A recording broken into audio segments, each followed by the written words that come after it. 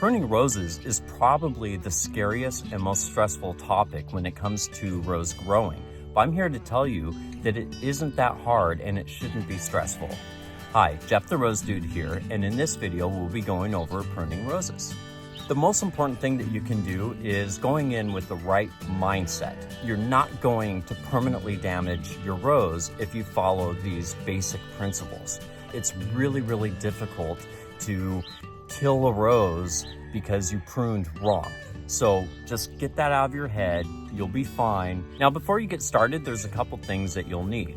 You'll need a good pair of gloves. This really helps with those thorns because thorns really hurt. So having a pair of gloves is going to save you so much pain.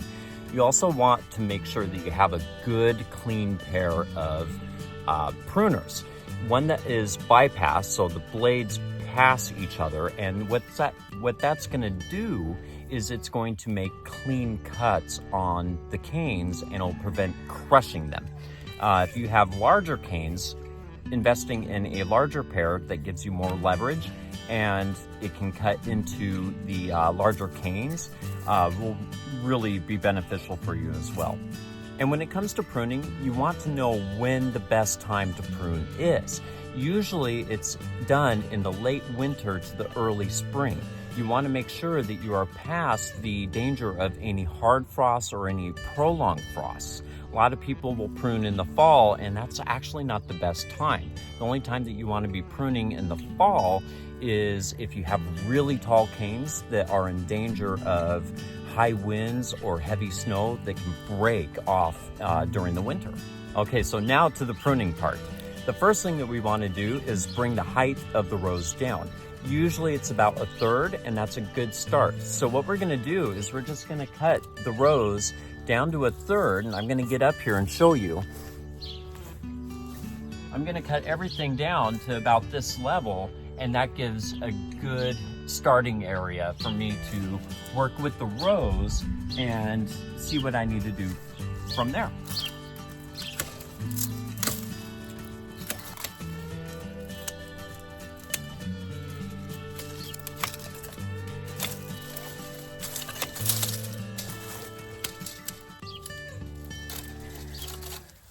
It's already looking better. The next step that we want to do is take out any of the dead, damaged, or diseased canes. They're going to do nothing but cause problems in the future, so the best thing that we want to do is just take them out. I'm going to show you a couple examples. All right, so the dead canes are going to be very apparent. They're going to either be black or they're going to be dark brown. Sometimes they're going to end up being kind of a grayish color, and you just want to get rid of those. Another thing that you can look at is for either damaged or diseased canes. So you can see in here, there's kind of that weird, almost purple-like spotting on this, and this will be taken out as well. And the goal that we're trying to do here is just be left with nice, healthy canes to where we can go on with the next step of shaping the plant.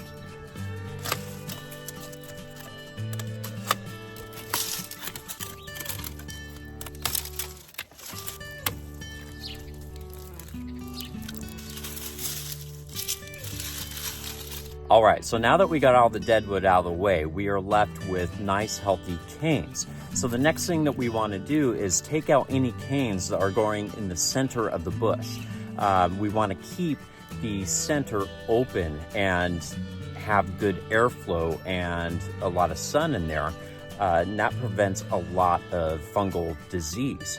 Fungus loves to grow in still air and wet environments. So if we have a bunch of congestion in the center of the rose, that's perfect conditions for fungus to grow. So we don't want disease, so we're going to nip that in the bud right now, and we're going to take out some of the canes that are growing inside of the center of the bush. So I'm going to show you a couple examples. So here is the rose, and the center is kind of right in here. So we have this cane right here that we will be probably taking out. Actually, we will. And we also have crossing canes right here, and that's going to create a lot of congestive problems. So we will be taking one of these out, probably this one, to kind of open that up so when all the growth comes, then they're not going to be congested. There's also this really funky cane where it just kind of goes around and it's all deformed. I'm going to take that out as well.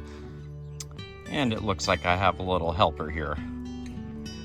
Say hi to the camera, Maka. So cute. The next thing that we're going to want to do is to find any real thin canes. They're not going to be supporting a lot of growth, and they won't be producing any blooms, and we just want to get them out. So we're just going to take off some of the smaller, thinner canes,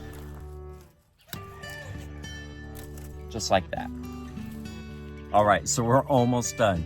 The next thing that we want to do is just find a bud eye that is facing away from the center of the plant.